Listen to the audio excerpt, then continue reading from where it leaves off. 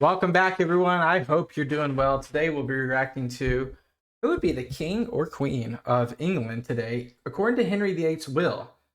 Interesting video, useful charts. Let's see what they got. Going to discover who the current king of England would be if Henry VIII's last will and testament had been followed.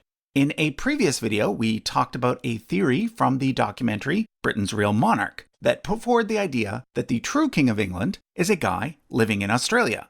That theory hinges on the idea that Edward IV was illegitimate, and that therefore the line should have passed through his younger brother George. However, in my video, I argued that the entire theory, even if true, falls apart based on the fact that Henry VII obtained the English throne by right of conquest, thus establishing the House of Tudor as the legitimate rulers. Henry VII was, of course, followed by Henry VIII.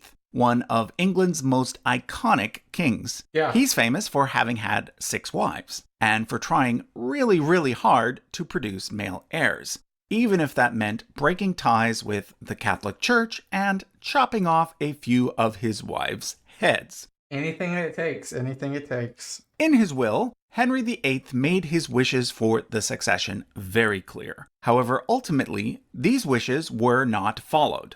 So in today's video, we're going to explore the question, who would be King of England today according to Henry VIII's will? Okay, let's do it. I'm excited about this one. Maybe it could be you. You could be the King of England. You didn't even know. In 1543, the English Parliament passed a law known as the Third Succession Act, in which the line of succession was established as follows. First was Henry's only legitimate son, Edward, born to his beloved third wife, Jane Seymour. Next was any other legitimate sons who Henry might have had in the future, something that of course didn't happen. Then came Mary, his daughter by his first wife, Catherine of Aragon. And then finally, Elizabeth, his daughter by his second wife, Anne Boleyn. However, the Third Succession Act also stated that Henry had the right to bequeath the crown to others via his last will and testament.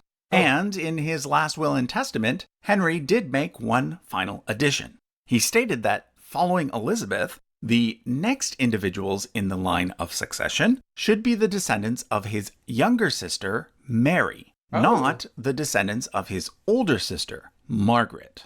Okay, so here's what happened after Henry VIII died. First of all, the throne went to his beloved son Edward, who became King Edward VI. He was only 9 years old when he became king, but unfortunately for him, he died at age 15 before he could produce any heirs. This resulted in a crisis because those advising him had convinced him to go against his father's wishes and name Lady Jane Grey as his heir. I forgot about that. That's crazy, isn't it? Thus disinheriting his 2 half-sisters, Mary and Elizabeth. This backfired, though, and after just 9 days as queen, Lady Jane Grey was executed for treason and was replaced with Mary. But Mary lived for only 5 more years and died childless. Thus, the throne finally settled on Elizabeth, known to history as Queen Elizabeth I.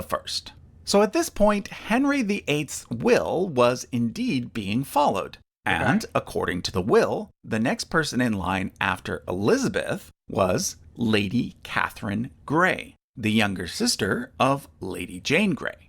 In fact, at the time, Elizabeth was considering formally adopting Catherine and publicly naming her as her heir. However, something happened that put a stop to that. Catherine secretly married a man named Edward Seymour. The name Seymour should sound familiar to you because that was the surname of Henry VIII's favorite wife, Jane Seymour, the one who bore him his only son, Edward VI. Okay. Interesting. Edward Seymour was the son of Jane Seymour's older brother, also named Edward Seymour, who, by the way, had served as regent and Lord Protector of the realm during the first part of the young Edward VI reign. So, in other words, the Seymours were pretty powerful people. Yeah. I think you can perhaps see the problem. Secret marriage? Catherine's marriage to a man from the Seymour family, combined with the fact that some nobles felt that Elizabeth was illegitimate, combined with the fact that Catherine was next in line anyway, all of this made a strong case for Catherine to replace Elizabeth as queen. Okay. Keep in mind that by this point, it had only been a mere 7 years since Edward VI died, and England had already had 3 different queens since then. If the throne were to change hands yet again, it wouldn't actually have been all that strange. However, Elizabeth quickly understood the threat and imprisoned Catherine in the infamous Tower of London. You know, when all else fails, declaring her marriage illegitimate. Catherine and Edward did go on to have children, though. They named their eldest son Edward, and he went on to become known as Lord Beauchamp. And I'll stop real quick. If you just look, this is in the 1500s, but if you just look at history, especially the history of England, illegitimate marriages are just the worst thing that you can have, the worst possible thing you can have if you're trying to be an heir to the throne. Or, you know, what could be called illegitimate. As you probably already know, Queen Elizabeth I never married, which is why she became known as the Virgin Queen. Thus, throughout her reign, the question of the royal succession continued to be a hot topic. However, throughout her entire 44-year reign, Elizabeth refused to publicly name anyone as her heir. This was probably due to a fear that, if she did name someone, that someone might decide to get rid of her. Her most famous rival was, of course, Mary, Queen of Scots. Mary had a strong claim to the throne as the granddaughter of Henry VIII's eldest sister, Margaret. The rivalry was strengthened by the fact that Elizabeth was Protestant and Mary, Queen of Scots, was Catholic. So there ended up being several plots by Catholic supporters to replace Elizabeth with Mary. In the end, one of those failed plots resulted in Mary, Queen of Scots, being executed for treason. Eventually, of course, Elizabeth I did die, of natural causes. At that point, there were perhaps around a dozen people with fairly good claims to the throne. However, the 4 strongest claimants were Edward Seymour, Anne Stanley, James VI of Scotland, and Lady Arbella Stuart. Unlike his mother, James VI was a Protestant. So when Queen Elizabeth died, the nobles quickly declared James to be the King of England, and nobody really objected. Okay. After all, in addition to being the Scottish king, he was also the most senior remaining heir of Henry VII of England, according to the rules of male preference primogeniture. Thus, he became James VI and first. 6th of Scotland, but 1st of England. From this point on, the crowns of England and Scotland were united, a union that would be made official in 1707 with the creation of Great Britain. That's how it started. However, based on the last will and testament of Henry VIII, the contents of which had legal standing based on the Third Succession Act, James VI was not the next person in the English line of succession. Remember, Henry VIII's will quite clearly stated that the descendants of his sister Mary should come before the descendants of his sister Margaret, even though Margaret was older. This means that Edward Seymour, the Lord Beauchamp, should have been made king. And even if one were to claim that he was illegitimate due to his parents' secret marriage, there was still other descendants of Mary Tudor who came before James VI as well.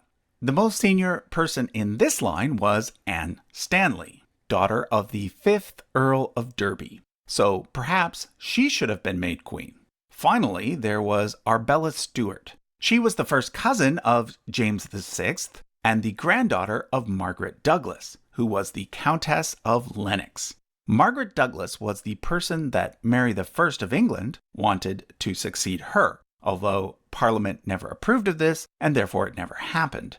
But if one were to go by Mary I's wishes, and also if one wanted to keep the thrones of England and Scotland separate, the person who should have become queen was Arbella Stuart.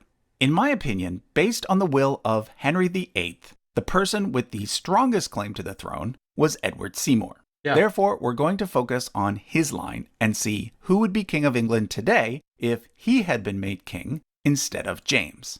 If Edward had been made king, he would have reigned for 9 years and then would have been succeeded by his eldest son, Edward, who would have reigned for 6 years.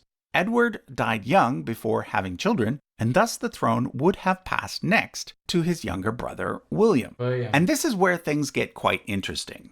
In real life, William secretly married Arbella Stuart, thus creating a union between two people who both had strong claims to the throne. That's crazy. When King James found out, he recognized that they posed a very real threat, and thus he had them both imprisoned. At one point, they both managed to escape, though, in Arbella's case by dressing as a man. But Arbella was caught and sent to the Tower of London, where she later died for refusing to eat. That put an end to her line's claim. However, the Seymour claim continued. William married again, this time to a woman named Frances Devereux. They had a son named Henry, who died before his father. Thus, when William died, his titles passed directly to his grandson, also named William.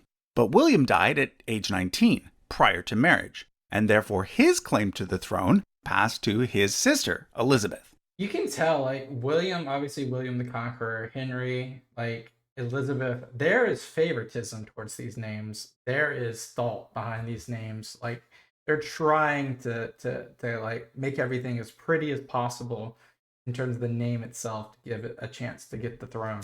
This means that in an alternative universe, we may have had a Queen Elizabeth II several centuries before the current one. Yeah. Although keep in mind that if history had gone in a different direction, there likely would have been different marriages and thus different children. But if for some reason this alternative Queen Elizabeth II did marry her real-life husband, it would have created an interesting scenario. You'll notice that her husband's last name is Bruce. And if you know your British history, you might be wondering if there's any chance that this fellow is a descendant of the famous Scottish king, Robert the Bruce.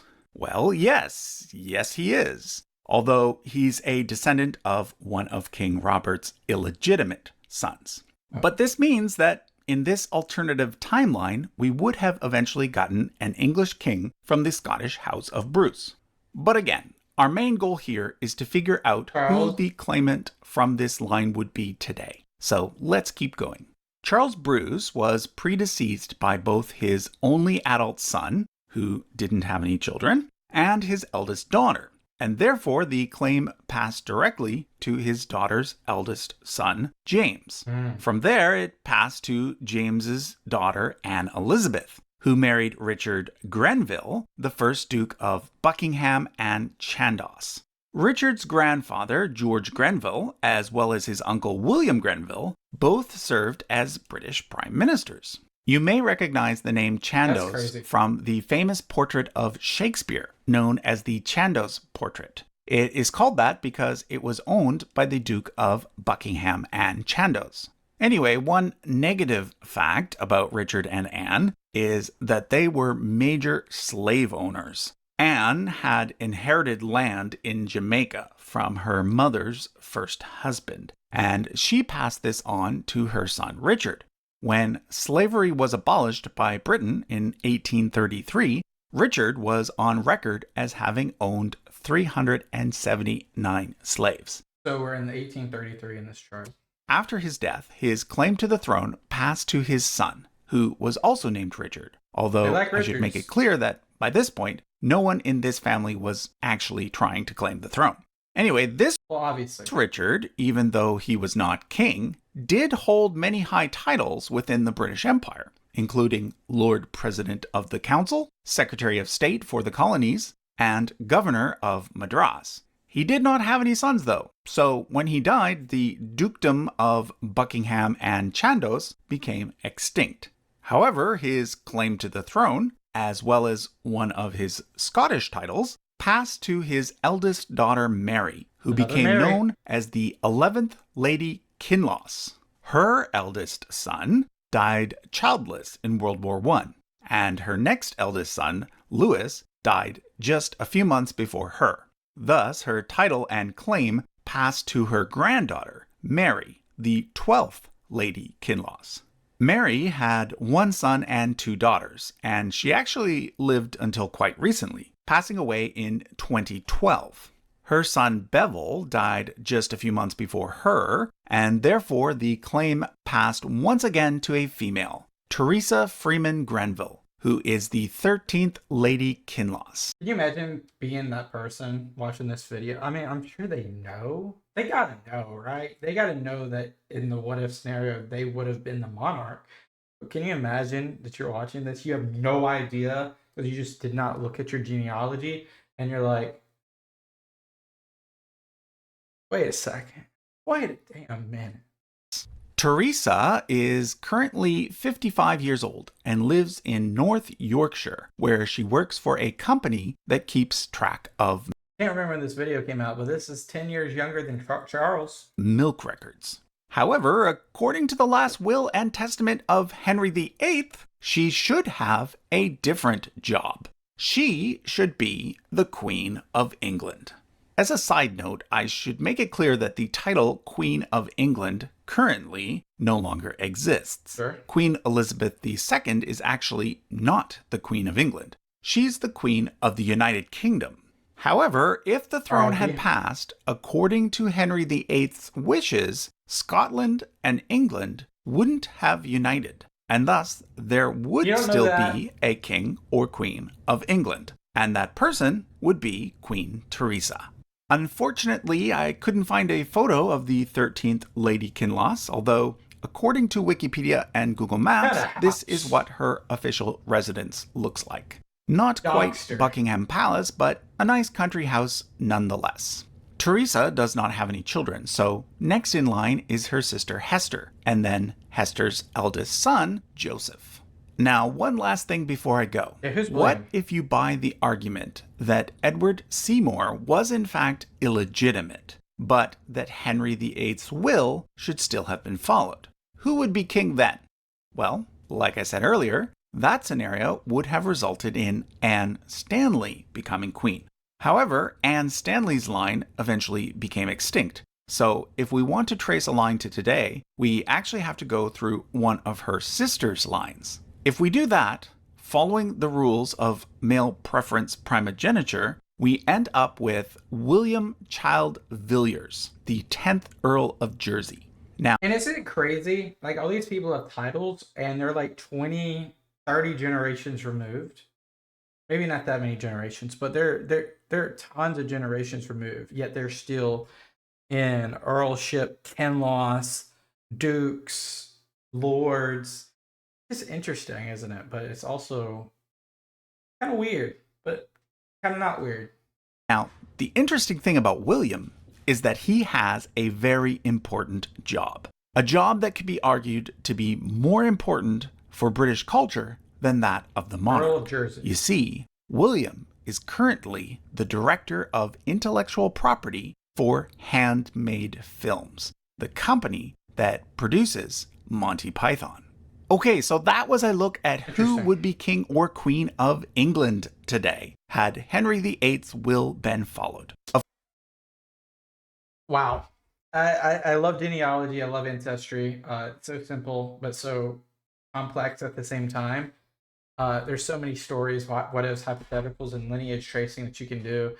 If you haven't done your own family history or family ancestry, I encourage you to do so. It's so interesting seeing, just 4 or 5 generations. Once you get 4 or 5 generations back, you just, you're at awe because things just trickle upwards and the tree just continues to grow. So go give it a shot if you haven't already. But thank you guys so much for watching. I appreciate every single one of you. Leave a video recommendation if your heart desires. And as always, peace out. Bye-bye.